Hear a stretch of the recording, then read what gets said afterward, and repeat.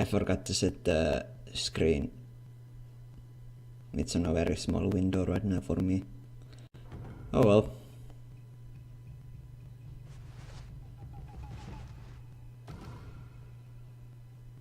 I guess I'll let the story go. Haven't seen it in a while.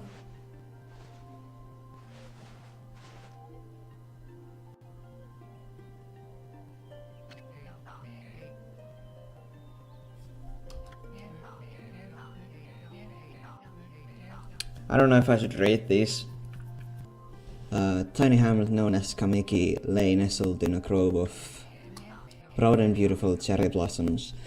I'm not gonna voice act too much, just gonna read this if someone's like not watching but listening at times so they can still hear the story, or if you're just lazy at reading. Each and every tree around the quiet burg was honored as a god. However, the village was not without its dark secrets.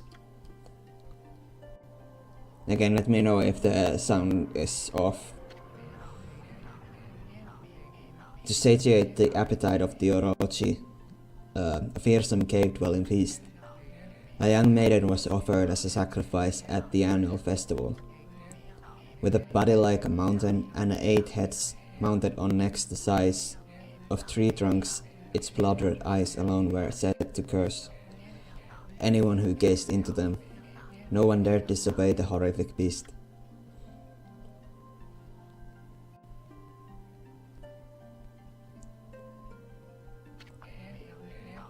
When the night of the sacrifice drew near, a mysterious white wolf appeared outside the village. This wolf, its coat was brilliant as snow, was dubbed Shiranui. The wolf kept a watchful eye on anyone who ventured outside the village, and made a habit of patrolling the streets at night. People assumed the wolf to be a familiar of Orochi.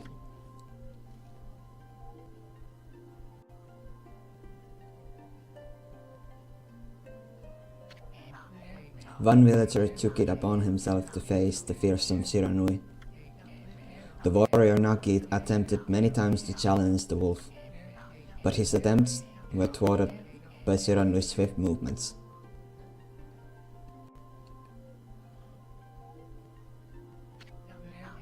Before long, the night of the accursed festival had arrived. A white-plumed arrow heralded the coming sacrifice. Piercing the sky, the arrow sunk its shaft squarely into the home of Nami, the village's most beautiful maiden. Nagi, harboring the secret love for Nami, was enraged by this sign. Determined to put an end to Orochi once and for all, Nagi traveled to the beast's cave in place of his beloved.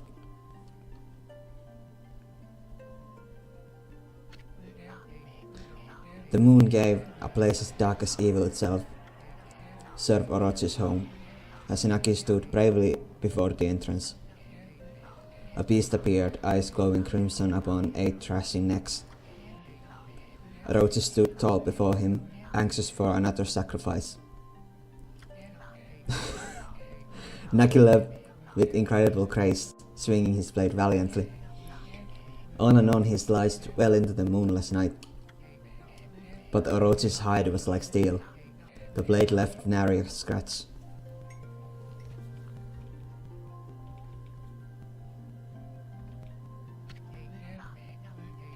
At long last, Nagi, his energy spent from the intense battle, dropped to his knees, fatigued and gasping for breath. He knew he was staring death in the face. It was then that the wolf appeared. As if to protect Nagi, it stood its ground before Orochi. In the darkness of the cave, the wolf's coat shone brilliantly. Alas, it was Shiranui, the wolf that dwelt outside the village. Bearing its fearsome claws, Shiranui leapt toward Orochi. Orochi reared its terrifying head, readying its fangs for battle. The two beasts struggled wildly, thrashing in the darkness.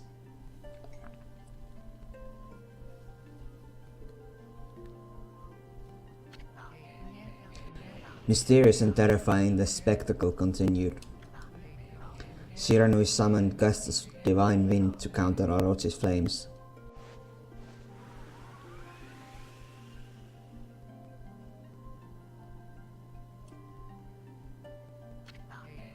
As Orochi closed in on Shiranui, sharpened claws glistening, a gigantic tree suddenly sprouted forth, shielding the wolf. Blocked. Shiranui fought gallantly to gain the upper hand, however. Orochi, protected by a mystical power, was not easily bested. Shiranui, covered in gases, majestic coat dyed crimson, stood exhausted before the mighty Orochi.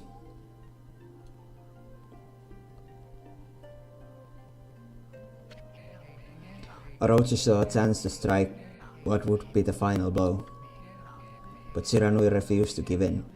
With its last ounce of strength, the majestic wolf gazed heavenward and unleashed a mighty howl. Suddenly the black clouds overhead dissipated. The light from above glinted off Naki's sword as beacon of hope.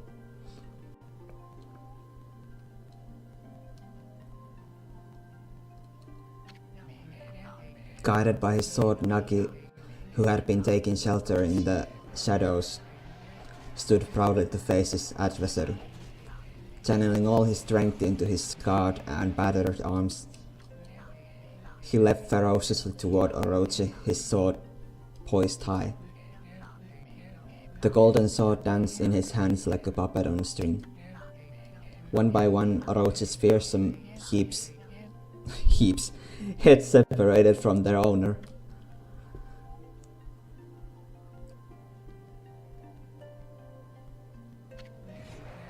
Orochi's broken body collapsed in a lake of its own blood.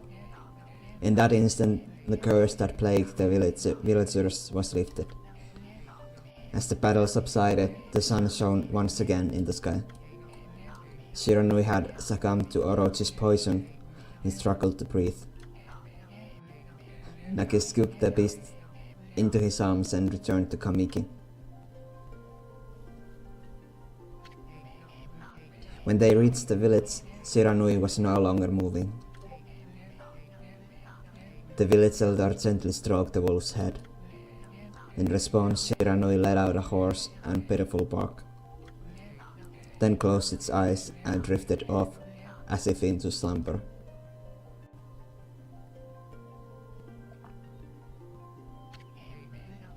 Peace had at last returned to Kamiki village. In honor of Shiranui's heroic exploits, the villagers erected a shrine and placed a statue of the wolf within it.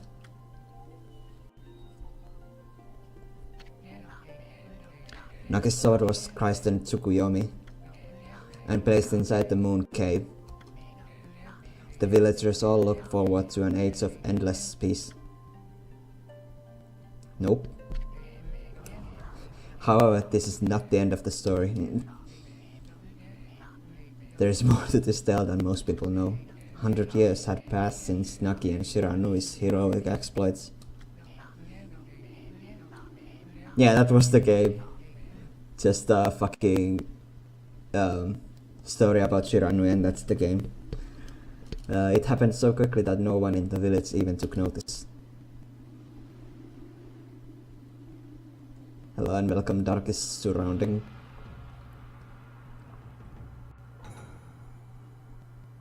Very good, $20. I don't remember what I paid for it back in the day when I bought this for PS2.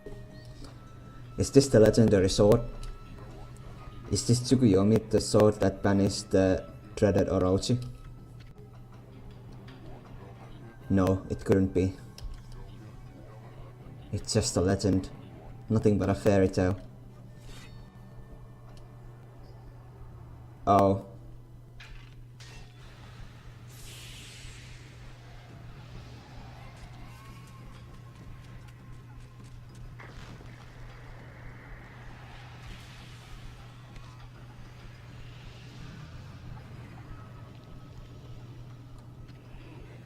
I hate when this happens, like some idiot just like, no, I'm gonna fuck with this magical item that's holding evil.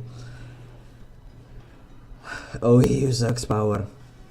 He has broken my bonds.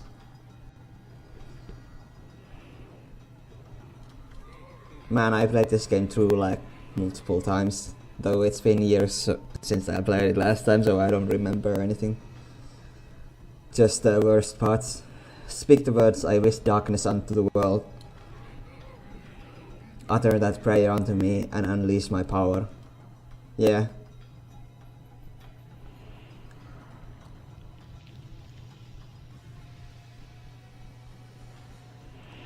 It's just strange to me to ask, like, who would actually say that, like, oops, I accidentally released Orochi, and then it asks you to release its power, and sure thing. I'm glad that that guy wasn't stupid enough to actually do it. That would have been like the worst. They can let me know if the sound things is like okay, if the game is too loud or if I'm too loud or too quiet. The game itself is kinda loud for me actually right now, but A horrible tragedy suddenly swept over the land. However, there was one village that seemed to escape the terrible curse. The tiny settlement of Kamiki village enjoyed the protection of a sacred tree. It is here that the real story begins. Good. I'm basically just streaming this for friends who haven't played this and wanna see me play it. Here's a cutie pie. It's Sakuya. How troublesome. This is just like the ancient prophecy of doom. What has transpired to bring about such calamity? We must act quickly. There is no time to lose. My power has diminished over the years I've spent protecting this area. I don't have much time left in this world. Oh. Amaterasu, now is the time. We have never needed your power more. Oh no, I have to play with the lame weapons. Shine your divine light upon this broken and polluted world. Let your heavenly rays become our hope as you guide us all. Also let me know if you actually don't like me reading this shit. I'm rating it as a default. Because maybe I should shut up during the cutscenes. It's the good pupper. Ah, such divine white light, such beauty and grace. The only one capable of such a wondrous spectacle is none other than our mother and the origin of all that is, Amaterasu. How delightful to see that the savior whose brave sacrifice sealed away the evil demon so many years ago has not changed one bit. No, not Akamaru. Okami is just looking around like, what the fuck?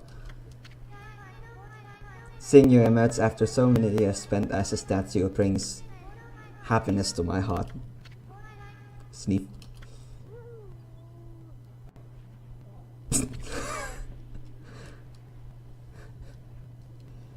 That's me in the morning. Yeah, meet Amaterasu.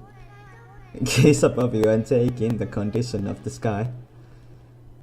In case you haven't noticed, we have a little bad weather.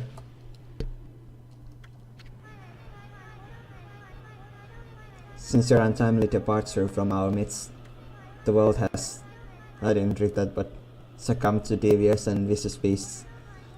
They have ravaged our fine and bountiful country of Nippon. But never have the circumstances been worse than they are at this very moment. Please use your powers to banish the darkness and punish those who would do us harm. Oh, what is this? Has something stolen its way into my rope?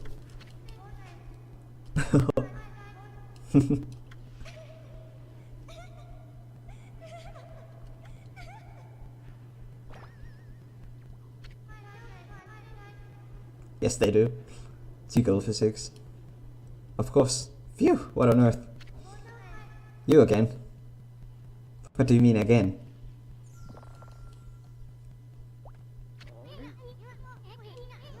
Ow, are you nuts?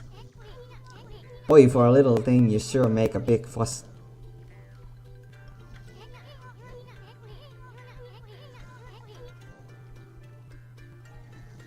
I was just trying to make the conversation a bit more interesting, that's all. What? Were you napping in my clothes again, Bug? Bug, I told you 1,000 times not to call me that. I'm a wandering artist. The name's Isun. I don't know, if you were so small and Sakuya was around. I'm on the verge of can I blame him, but I guess I can, like, even if you're small you shouldn't. He's a perv. I show you just how great I am and it won't be long till you're bowing before my great brush.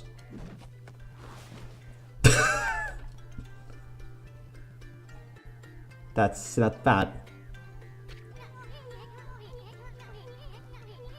Well, what do you think? Even cuter than the real thing? No. Well, the real thing's still cuter, in my opinion. What's with you, Furball? You look kinda down in the dumps. Actually, you look kinda familiar. Got it, you look just like that statue of Shiranui.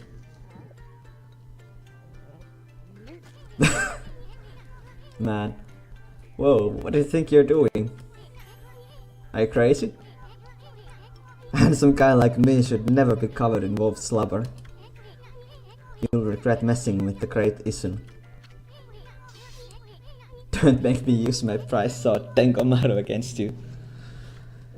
I mean... he has attitude at least. What's that crawling sound? And why is it so dark anyway? Oh great god, Amaterasu.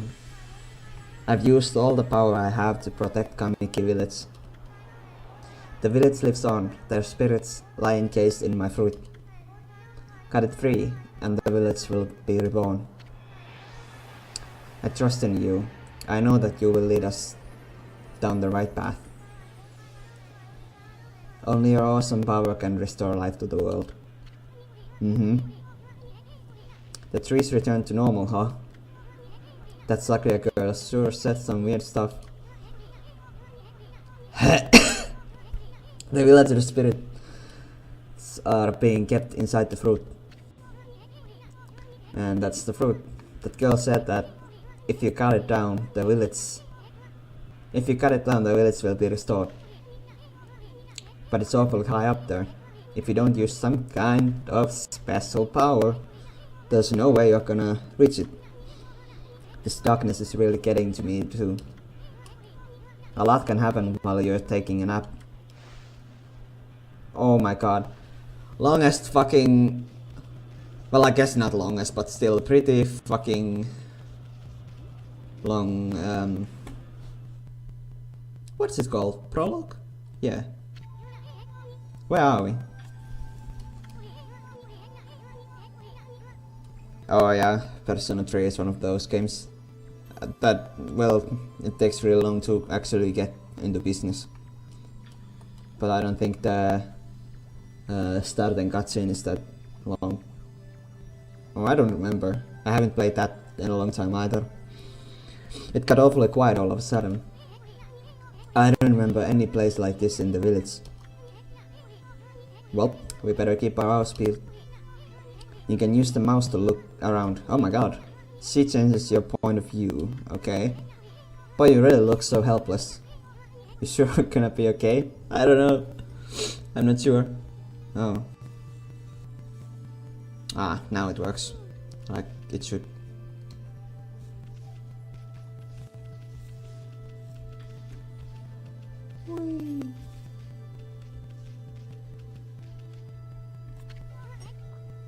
Hold on.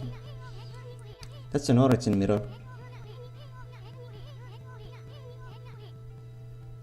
They say once your reflection appears on its surface, your memories will be stored in the mirror for all eternity.